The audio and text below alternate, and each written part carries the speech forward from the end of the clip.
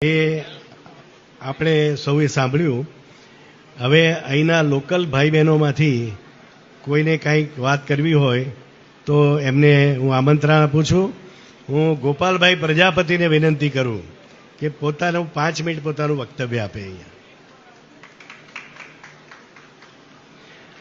આપણે એક બહુ મોટા વ્યક્તિની રાહ જોઈએ છે અને એટલે આપણે એમની રાહ જોવી જ પડે એવી છે.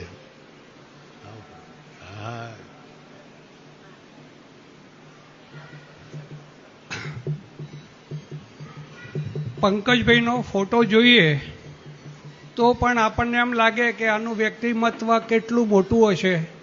જ્યારે એને ફિઝિકલ બોડી જોઈએ ને તો આપણને એમ થાય કે આ માણસને કોઈ અડી પણ ના શકે. એટલા બાહુબલ, એટલા સરસ સ્વભાવે, ખવડાવવાના એટલા જ બધા મોટા. અને એમના ત્યાં દર મહિને એક પ્રોગ્રામ તો હોય જ, જેની અંદર 100-200 માણસોનો જમણવાર પણ હોય અને કંઈક નવીનતા હોય. છેલ્લે એમણે એમના ઘરે એક પ્રોગ્રામ રાખ્યો હતો. ત્યારે મેરા નામ જોકરનું જે ગીત ગાયું હતું, જીના યહાં મરના યહાં ઇસકે સિવા જાના કહા, અને તે વખતે તેમણે જે રોલ ભજવ્યો હતો તે જોઈએ ને તો આપણને એમ થાય કે આ માણસ શું કરી શકે. એક જ દાખલો તમને તે કહું. થિયેટરમાંથી ઘનશ્યામસિંહ ચુડાસમાએ એ થિયેટરમાં પિક્ચર જોવા બેઠા છે એ વાત પોલીસોને કરી અને પોલીસોએ એમને ત્યાંથી ઉપાડ્યા અને સીધા ગોંડલ લઈ જવા માટે એ લોકો બાય જીપ ગયા. કાંતિભાઈ સાક્ષી છે, કાંતિભાઈ વકીલ. રસ્તામાં આપણે એમ કહીએ ને કે સારું કામ છે, સારું કામ હતું, પણ દીદીએ ભરત ભટ્ટને કીધું કે અહીંથી રાજકોટ, ગોંડલ બધા રોડ ઉપર તમામ ગામડાઓને સમાચાર આપી દો કે પંકજ ત્રિવેદી પોલીસની જીપની અંદર જાય છે તો રસ્તામાં કોઈ પણ જગ્યાએ એને મારી નાખવાનો. આ સૂચના હતી, હું જાહેરમાં કહું છું તમને. અને દરેક ગામડામાં લાકડીઓ લઈને લોકો ઊભા હતા, લાકડીઓ લઈને દરેક ગામડામાં. ગોંડલ પોલીસે એમને અહીંથી ગયા ને, અશોક ભટ્ટ સાહેબ આપણા મંત્રી હતા, એમને જગદીશભાઈએ ફોન કર્યો. જગદીશભાઈ શાહ, દાઢીવાળા હતા, આપણે ઓળખતા હોય તો, ન્યૂ કોમર્શિયલ મિલના માલિક, કે પંકજભાઈને અહીંથી ઉઠાવ્યા છે, અહીંથી ગોંડલ લઈ જાય છે અને એમને કોઈ પણ રીતે રસ્તામાં મારી નાખવાનું કાવતરું થયું છે. તમે સૂચના આપો પોલીસને કે એને કંઈ પણ થવું ના જોઈએ.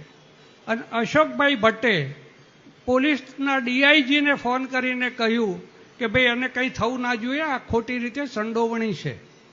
અને ગોંડલ જુદા જુદા રસ્તે લઈ જઈને રાત્રે 12 વાગે જજના ઘરે જઈને એમને હાજર કર્યા અને પછી ત્યાંથી એમને કહ્યું કે ભાઈ અમને રાજકોટ જેલમાં તમે લઈ જાઓ.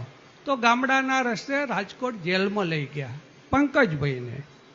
રાજકોટ જેલની અંદર ગયા એટલે રાજકોટની અંદર સ્વાધ્યાયીઓએ, દીદીએ સૂચના આપી કે તમારે જેલના બહાર હડતાલ ઉપર ઉતરવાનું. સ્વાધ્યાયીઓએ બધા જ લોકો ટિફિન લઈને હજારોની સંખ્યામાં ઊભા રહ્યા ટિફિન લઈને. અને દીદીએ સૂચના આપી હતી કે બધાએ પંકજભાઈની વિરુદ્ધમાં લડવું પડશે તો દરેકે ગઢ દીઠ ₹1 આપવાનો. ઇન્વોલ્વમેન્ટ લેવા માટે એક રૂપિયો આપવાનો ને બધા પૈસા એટલા ભેગા થવા જોઈએ કે જેથી પંકજભાઈની સામે કેસ લડી શકાય. આને તમે કયા શબ્દોમાં સમજતા હશો મને કંઈ ખબર નથી પડતી.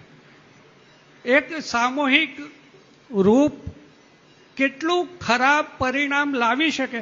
હું એમ કહું, આપણે મોહમ્મદ પૈગંબરને ગાળો બોલીએ તો મુસલમાન આપણને એમ કે આ બધા વિધર્મી લોકો છે ને એમને મારી નાખવા જોઈએ ને એમની કતલ થઈ જ જવી જોઈએ. આ મુસલમાન કરે છે કે નથી કરતા અત્યારે?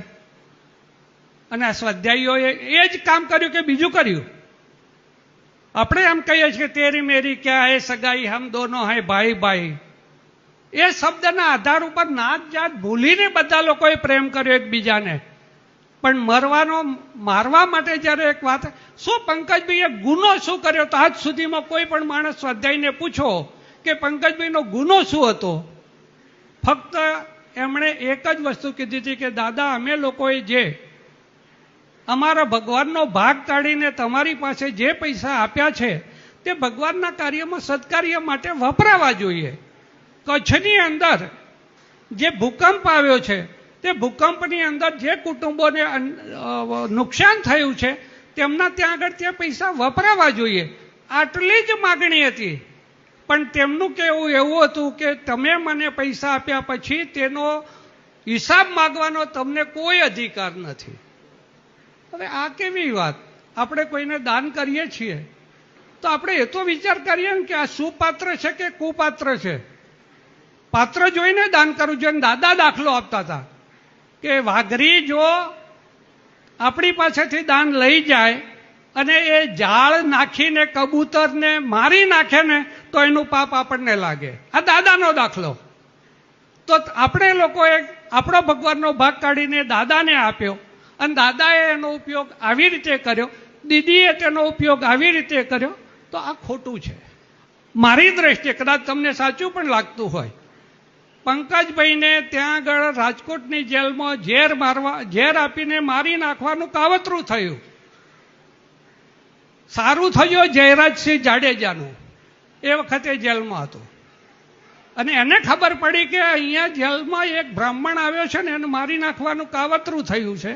જોવું તો ખરા કે બ્રાહ્મણ છે કોણ? તો એ પંકજભાઈ ત્રિવેદી હતા. અને જયરાજસિંહે જ્યારે એને જોયો ત્યારે એ તો સવારની અંદર ગીતાના પાઠ કરતો હતો અને બધા લોકોને યોગ અને પ્રાણાયામ શીખવાડતા હતા, બધા જેલની અંદરના કેદીઓને. ત્યારે એને એમ થયું કે આ માણસને મારવા માટે આવું કર્યું. હવે આ માણસને તો અહીંયા જે ખાવાનું મળે છે ને એમાં કોઈ પણ માણસ 50,000 કે લાખ રૂપિયા મળે તો ઝેર નાખી દે. ત્યાંના એક ડોક્ટર હતા, જેલની અંદરના ડોક્ટર. એને એમ થયું કે આને જેલની અંદરથી ખાણું ના પહોંચવું જોઈએ. એટલે એ ડોક્ટર પોતાના ઘરેથી પોતાના માટે જે ટિફિન લાવે ને એની અંદર પંકજભાઈને ખવડાવતા હતા. કલ્પના તો કરો કે જે માણસની જોડે કોઈ સંબંધ નથી તેની જોડે બીજા લોકોએ એનું શરીર જોઈને, એનું વર્તન જોઈને, એની વાણી જોઈને, એનો વિચાર જોઈને આટલું સારું પરિવર્તન આવી શક્યું હોય તો એ માણસ ખરેખર અત્યારે હાજર હોત તો એ કેટલું કામ કરી શકત. પણ આપણી કમનસીબી કે સ્વાધ્યાયની કમનસીબી મને ખબર નથી. પણ ખરેખર એ માણસ મળવા જેવો માણસ હતો. એને ધન્યવાદ સિવાય બીજું કશું જ આપી ન શકાય.